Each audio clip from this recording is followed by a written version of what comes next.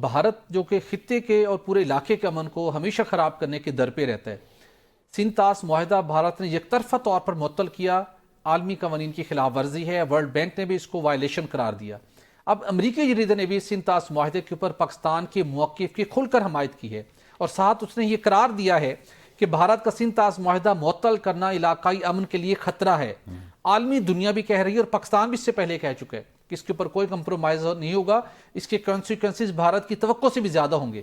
لیکن مودی سرکار کب ہوش کے ناخن لے گی؟ اچھا بٹی صاحب، یہ جو ہم بات عرصے سے کر رہے تھے، سندھ طاس جب سے انہوں نے سسپینڈ کیا ہے ایگریمنٹ، یک طرفہ طور پہ کیا، یہ پہلی بات ہے قانونی طور پر کر ہی نہیں سکتے. اور جب امریکی جریدہ یہ بات کہہ رہا ہے کہ یہ ایک نئی جنگ کا پیش خیمہ ہے، کشیدگی جب بڑھے گی تو پھر جنگ ہی لڑی جائے گی نا. اور میں آپ کو بتاؤں، کیونکہ پانیوں کا جو پیداوار ہے، زرعی پیداوار، اس کے ساتھ بہت تعلق ہے. اور یہ جو ایگریمنٹ ہے، جو فوڈ سیکیورٹی کی بھی ضمانت ہے جنوبی ایشیا میں، صرف پاکستان میں نہیں، جنوبی ایشیا میں یہ جو اتنا بڑا ایگریمنٹ ہے، اس کو وائلیٹ کر ہی نہیں سکتا انڈیا.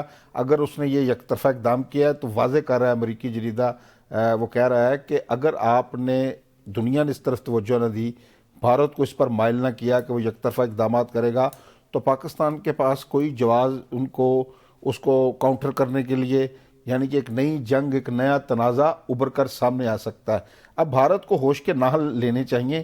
دنیا بھر میں یہ روایت نہیں رہی کہ پانیوں کو آپ ہتھیار بنائیں.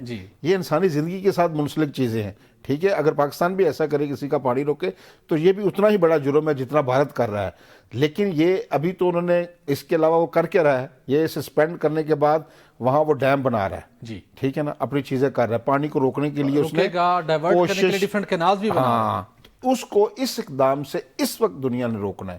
جب وہ چیزیں بنا لے گا، ساری چیزیں کر لے گا، تو ہمارے پاس ان ڈیمز کو تباہ کرنے کے علاوہ کوئی چارہ نہیں ہوگا. ظاہر ہے ہماری اپنی سروائیول کا مسئلہ ہے، تو ہم اپنی سروائیول کے لیے تو پھر آخری لیمٹ تک جائیں گے، جس کی وجہ سے کہا جا رہا ہے کہ یہ اقدام علاقائی امن کے لیے خطرہ ہے. میں کہتا ہوں یہ اتنی نئی جنگ چھڑ سکتی ہے، اور بڑی جنگ چھڑ سکتی ہے. اور ماہرین یہ کہتے ہیں کہ آنے والی جو جنگیں ہیں وہ پانی کے اوپر ہوں گی، جس کی ابتدا غیر ثانی. میں آپ کو بتاؤں، یہ جو ایک انتہائی رقیق القلب جو لوگ ہوتے ہیں نا، درندہ صفت، وہ پانی روکنے کی بات کرتے ہیں.